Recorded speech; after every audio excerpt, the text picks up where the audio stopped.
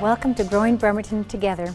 I'm Mayor Patty Lent, and joining me today is Shar Burnett. She's with BCAT, our Access Television, and we're going to start about the beginning of my term as mayor for the city of Bremerton. Welcome, Shar. Thank you so much, Mayor. We're so excited to have you, and welcome to your very first show. You're going to be very good at it. But first of all, we want to talk a little bit about your 6 weeks in office. It's been, I'm sure, very, very hectic. So let's talk about, first of all, what you've evaluated as far as priorities for our city. Some of the priorities were evaluated for me. Coming on board, parking has faced every mayor that has begun. I don't know how many years back, but with the footprint of our shipyard, PSNS, our downtown businesses, there just has never been an easy answer to the parking situation. A study was started prior to my coming on board as mayor. We have some figures from that, but we're using that kind of as a base, and we've already had a meeting with a parking coalition. They're calling themselves Parking Solutions Committee. Oh, that's a good title. And we need solutions, so having the citizens involved, and they all have a different spectrum, whether they're a business or a resident. It seems to affect all of our neighborhoods as well as the downtown. So this meeting was kind of a kickoff. We let them air all of the individual circumstances that they all seem to have and wanted to share. And I think the next meeting will be more of delving into solutions or ideas. One that has come up that I'm in favor of is a pay and display type of parking, rather than think about putting back meters. When they were taken out, you always think, why did we take them out? But with the beautification that Bremerton has gone through, the widening of our street on Pacific Avenue, we're going to have lots of space for those pedestrians, and I don't believe meters would enhance, it would only detract from what we're trying to accomplish. I agree. So I think if we have the pay and display, but in order to get there, we need to know exactly the needs. So in working with Puget Sound Naval Shipyard, on the civilian side is Rick Teft, and on the military side, our Navy is Captain Mark Olson. I'm trying to get a full inventory of the people that drive to work and park, the ones that commute by bus or van pool, the ones that come from the east side and either take the ferry, take buses, or even with the Clipper. They have a couple of boats that they actually lease, and they come over in the morning, they stay moored outside of the Navy shipyard, and then they take them home. Personally, as the mayor, I would like to change that mode of transportation. Again, when we get the inventory of how many cars are actually, or how many employees are actually using our street parking, or garage parking, or parking lots, then we can address also something that's good for Bremerton would be utilization of our own transportation, which is our Washington State ferries. So if I can work with the Navy and change some of the things they've done that benefit us more than having something leased and set there, that's something I'm looking forward to. So parking is the main thing. Let's talk a little bit about the pay and display. Does that mean you go to a box, you pay with debit card, cash, and you get a little sticker and it goes on your window? Is that correct? Exactly. You put it inside on your dashboard. You see that in the city of Seattle, city of Portland. Very efficient. It is efficient. We've continued our contract with Diamond Parking. That will continue for 6 months or month by month until we actually get a full inventory, which I don't believe we've had complete. And then we'll see how we monitor who collects. When you use a credit card, it isn't the necessity that we have with our little pay boxes now, where actually cash money is put in there. So there's a lot of details. It's always the devil in the details. That's right. That's right. Mayor, let's talk about councils. You are representing the city of Bremerton-Kitsap Regional Coordinating Council, other boards that you're representing the city on. Tell us a little bit about that. I'll start fairly local. Kitsap Regional Coordinating Council is the 4 cities and the county. So that regional is within our own county. We have lots of work that we do combined, and with shared revenue, with annexations, the different things that each city works with within the county. That board, I have been elected vice chair, and for this year, Commissioner Steve Bauer is the chair. So I jumped right in with both feet. I sat on that board before. I'm familiar with the details. It does encompass city council members from all cities as well as the mayors. So everyone is represented. Along with that, we have someone from the Navy, from both of our tribes within the county, and also the Port of Bremerton. So it does give us an opportunity for all different entities to work together on projects that affect us all. Good deal. How about the health district as well? Health district, I am now the chair of our health district, and they're doing some things. We are one of 4 different cities in the state of Washington that have bylaws, and we have just rewritten them and are going through an approval process. We discussed that for 2 hours on Monday, or Tuesday I should say, and we're going to continue that for our February meeting, along with an interlocal agreement rather than just have a format that we had in the beginning. Our health district started in 1947.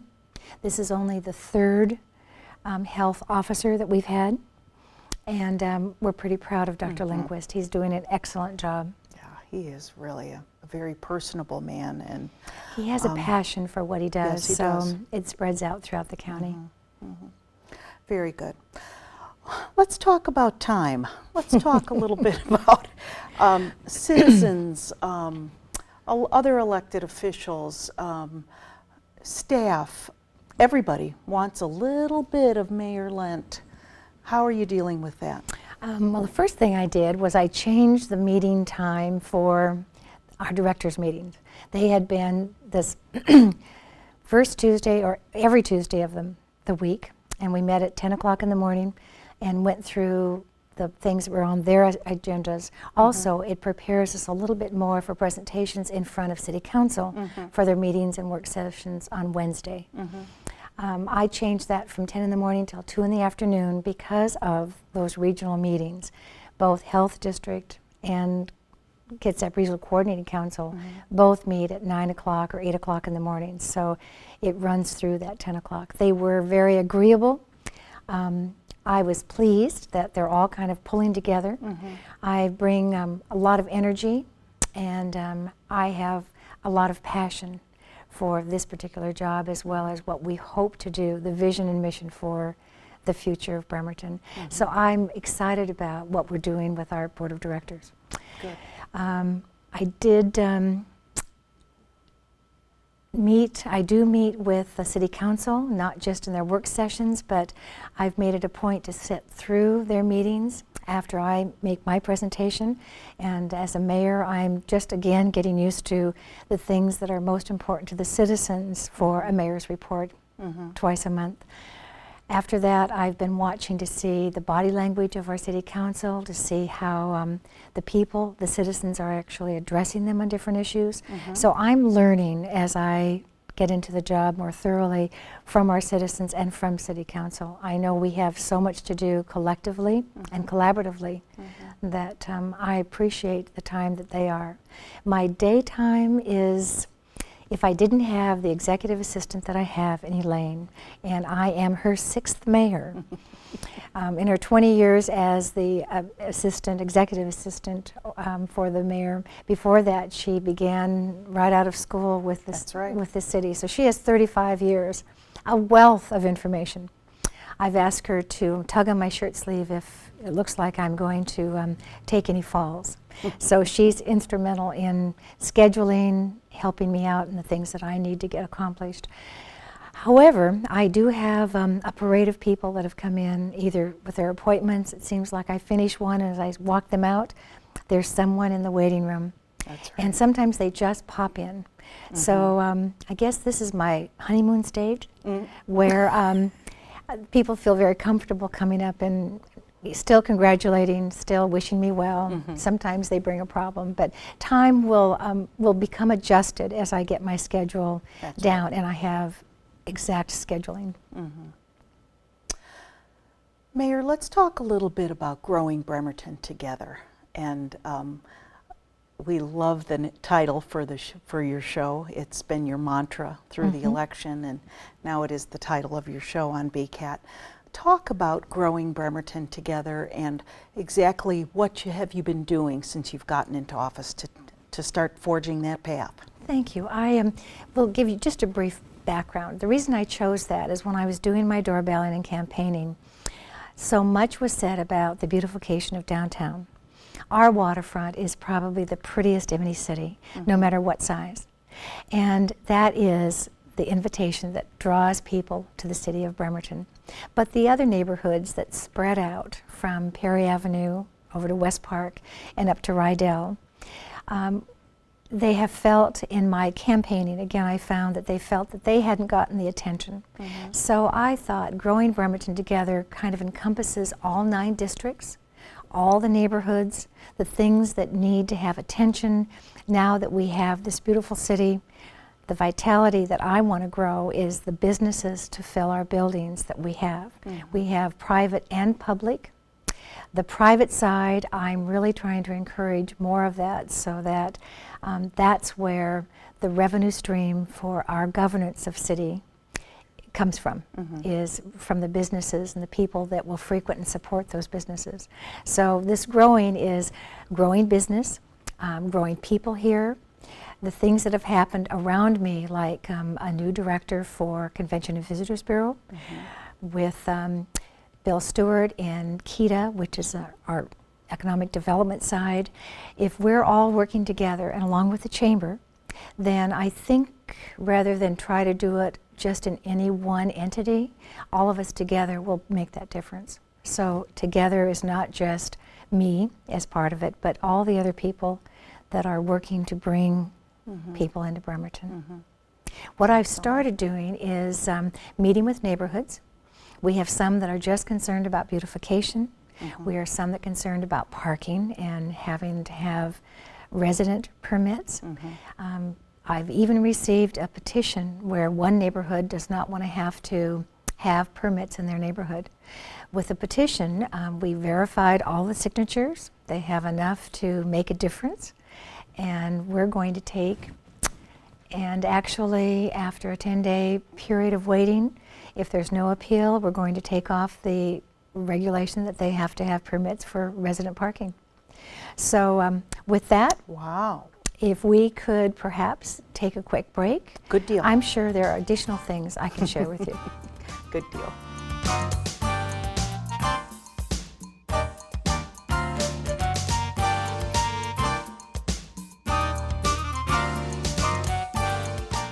Welcome back to Growing Bremerton Together. Cheryl and I are going to continue our conversation about the things that are facing me as your new mayor. Mayor, I understand you recently met with the mayor of the city of Kent. Tell us a little bit about what that was all about.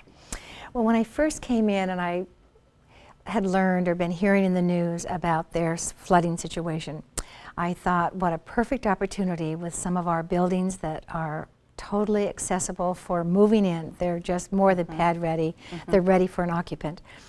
And I thought if I could introduce myself to the mayor and city council and some of their businesses and just offer an opportunity if there was a chance that flooding would take place, number one, or if a business couldn't get flood insurance.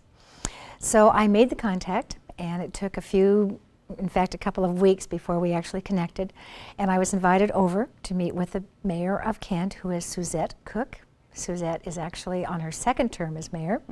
Before that, she served in the legislature, so has a wealth of knowledge, and I enjoyed meeting her for lunch. The lunch was yesterday, and I took Robert Lubavitch, which is our city attorney. He had been the Kent city attorney for 12 years. That's right. Retired or left them and came to the city of Bremerton 8 years ago. So it was almost like old home week. Suzette knew him. Some of the other people recognized him, so he enjoyed the luncheon as well.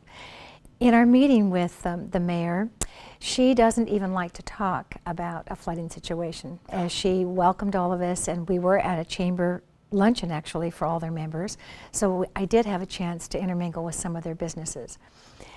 She said they are 50% through the flooding season. She's keeping her fingers crossed, and she had told me privately, it's kind of you to make the offer, but we're not thinking about releasing any businesses, encouraging anyone to leave, or even suggesting that they might. I took that because I would be very territorial with businesses in Bremerton. So it was a gesture. I enjoyed meeting her. I know that we'll do collective things together and perhaps do some lobbying in Olympia about issues we both agree on. Some of the things I learned about the Kent Valley is that they have received $10 million to help them overcome any chance of flooding. And with this, they have actually installed along the river. Totally. There are 20,000 sandbags the size of desks. So they're not just a sandbag like we would use along our sidewalks or freeways. Right. They're major, major sandbags. So they have quite an investment, and they have shored up a lot of their levees that could be a problem. The dam that they're talking about is not really looking to have repairs or a replacement until 2014. And that's where they're trying to get perhaps some additional funding, move it up as far as a project for them. An example that they talked about for flood insurance was a company that had 18 buildings during, they do a lot of manufacturing. Flood insurance was about $25,000 a year for that company. Today, that's quite steep. If they wanted to take and insure the same company or corporation, it would be $50,000 per building, not just for the company itself. So what's happening is down in Olympia, there's going to be a bill that's coming out, in fact, when they start session on Monday, that will be the Joint Underwriters Association. The state has actually done this before. It allows businesses to pay a reasonable amount of insurance to stay just for the flood insurance, and if there is a flood, then the state kicks in as part of an underwriter. We don't know if it's going to actually pull through, but it has been used before. It's something that those businesses really feel they need to have it, and Mayor Cook was very much in favor of it. So it's something that we'll talk about. But I enjoyed the meeting. She enjoyed that I was thinking out of the box, as she said, and was willing to come over and even make the suggestion that we invite some of their businesses to Bremerton. So we'll look elsewhere. We still have this growth to take place, so we'll look in all areas. And I think the idea of diversifying our tax base is exactly what Bremerton needs. We've got to have other businesses, large businesses, and the port is right there with you. And I'm hoping to work with them. I sent a little note off after Kerry Bozeman, who is their executive director, I sent a little note off to him thanking him on his article in the Sun on Sunday, and asked if we could have our first lunch together officially as in our new positions. Great. So I'm looking forward to us actually putting some strategy down and working together. He's very passionate about Bremerton and will remain so, I'm sure. Well, Mayor, let's talk about some projects on the horizon for you, and I understand you're going to be sharing some really good information on this end. Well, some neat information. As people probably know, our Public Works Department has already started, and they have the plans. They're going out for bid on the Pacific Avenue widening. We're going to make all of our sidewalks like they did in front of the condominiums, so that all of Pacific from the ferry terminal up will have a widened sidewalk, and that's that invitation that we're having for our new visitors, business people, and residents. Pedestrian friendly. Pedestrian friendly. Along with that, we have, as you know, where Max Hale, and it's the old Elks Club. That is a historic building. At one time, Harry S. Truman made a speech on Pacific Avenue to the citizens during the 40s, and I know the saying, "Give 'em hell, Harry." We like to use that as something that was said in Bremerton that was actually said in Nebraska. But we've used it, and I've heard it many times, that's where someone in the audience said, "Give 'em hell, Harry."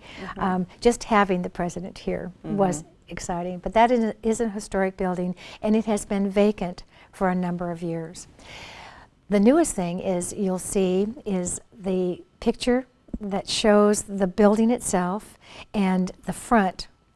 Those windows, the door is going to be completely closed off, so we'll just have 5 large picture windows. And we would like to have some kind of a historic art history or something that has to do with our youth and the future of our youth. In the inside of that building is going to be actually a youth, it's short term for the youth that have problems at home, that are leaving their house for an overnight for a couple of days. It will be from 14 to 17 for one grouping, and then within the building in a segregated area will be from 18 to 21. Are these homeless youth? These would Mayor? be homeless youth. We Okay. find, I've been learning from... At risk? They're at risk? They're at risk, and we want them to be at hope. So we want Awesome. something for them. Sometimes it's just a parent that has an argument, and during the heat of the argument they'll say, "Get out," and a young person doesn't have a place to go. A friend perhaps, but we want something, and this will be an area. I walked through there just today. I had thought perhaps at one point there could be some retail because that's the main part of our Pacific Avenue. As I looked inside, the way that it has been restructured for the housing, Right, right. there is no way that it would be, first of all, ADA accessible. It wouldn't be conducive the way the wires, they have built the upper floors. So it would have to be something used for this. It will have entrance along the alleyway. So there's no entrance from the street. They can come and go. It's more transitional. It isn't anything permanent, but it is a place. A safe place. A safe place. And I think safety for the youth that might utilize it, and also safe for the citizens of Bremerton. The last thing that you want to do is walk down a main street or where there might be lots of activity taking place. The vitality that we talk about with our business and our new stores. Is to have something that's needed, but that it is not in the right or appropriate place. So you'll see in the diagram not only it shows you how the layout is of this, where the rooms are, the kitchen, the joint area, laundry facilities, just a place that is needed. I learned today that it seems with the free use of going from our side over to Seattle, you can get on a ferry, not pay anything, and end up in Seattle, which has some danger to it for our young people that think that's the way they have to escape. So as we take care of them, this is a good fix for the area, a good fix for them. And the front of that building, we're going out for a call to the artists to actually do something that will be in the art district that has been formed. So it's just one block down from where that fish and fishermen are going to be. And again, it's a continuation of what we're trying to do for Bremerton. Good. Mayor, who's working on that project with you for the youth? Is it Sister Pat at the Max Hale Center? No, it's or is actually, it the Continuum of Care? It's a little bit of continuum of care, and it's Denise Solata. She's the housing manager for Max Hale Center. Great. She's working with Catholic Community Services. They're going out for grants. They feel that they have accessibility to 2 or 3 of those grants to pay for the entire project. It's going to be about $1.2 million. The design's being done by Rice Fergus Miller, and it looks like the construction's going to be done by Rick Cadwell from Drury Construction. So they've got people on board that have done some pro bono work just to see if it was feasible. It will require support, so I am totally in support of what they're trying to accomplish. Hopefully we'll get our 2 state senators and Norm Dix behind this. They seem to be able to help us on a federal side. Everyone seems to know that the state of Washington is not in a situation for financing or providing funds. They've got a lot of work to do themselves, so we have to take and be very creative. What we do some grants for maybe the Kroc Foundation, grants that aren't just publicly funded. Great. Well, that's really exciting. It is very, exciting. Very exciting.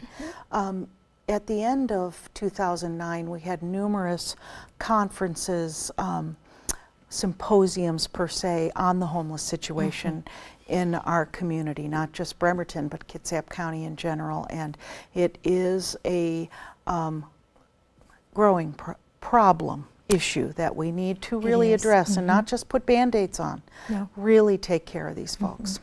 On the 28th of January, we actually have the homeless count. And Right. each year in January we do that. They are always, some are fearful about coming out, that especially parents, if they are living in their car Right. or in substandard conditions, they're Right. afraid that their families will be jeopardized about being split. So we're hoping that the more we get education out to them, that we can assist them much better if we had a better accountability of where they are and how many we actually have. It's not just in our county or city, it's throughout Absolutely. the United States. Absolutely. And with the housing market and with the economic situation right now, it's not just people that are downtrodden, it's someone that had a job, and maybe both of the people are without work now. That's right. And they find that they cannot pay utilities and pay for housing. So it's something that we need to address. I'm pretty excited about the hygiene center that's Salvation Army. They've got the property, they've got the location, and I think they just about have the funds. So Excellent. I'm hoping for that to start soon as well. Good deal, good deal. Mayor, let's talk as we wrap up here a little bit about new council. We have a few new council members and a new council president. Let's finish up your half hour here talking about this year and working together. Well, at the city council meeting, Nick Wolford was elected president. Will Maupin was elected vice president, and the two new council members are Greg Wheeler and Jim McDonald. And so it was great. I met them all. We had our swearing in actually yesterday, ceremoniously, so that along with the judge, and that makes everything completely concrete. Everybody's excited about being of service to the city, and I think that it's going to be pretty exciting. We're excited about things coming that I haven't been able to mention yet, but as we move forward and I come back, and the next time that I visit with you, I'll be able to share some of the things that council's involved in and that I'm involved in. So together with our staff, with our council, and with the mayor, we've got a wonderful 2010 coming up. Shar, it's been a pleasure for me being with you this first time. You coached me through this beautifully. Thanks. And I invite you to come back and join me the next time with Growing Bremerton Together. Your Mayor, Patty Lent. Thank you.